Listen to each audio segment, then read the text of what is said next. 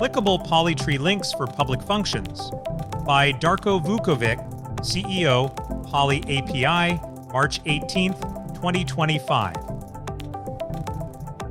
In VS Code, developers sometimes need more information than what's available in the generated SDK files.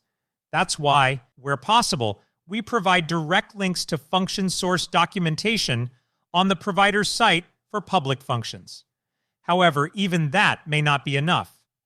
Developers often want to inspect the source object, the underlying API call, as it moves through the Poly server to understand exactly how the request is formatted. To address this, we've added direct links to open functions in the Poly Management UI. Clicking the More Details link now takes you to the Poly Management UI powered by Canopy, where you can get a deeper look at the function details. Future enhancements. We started with public API functions as this was the most immediate need.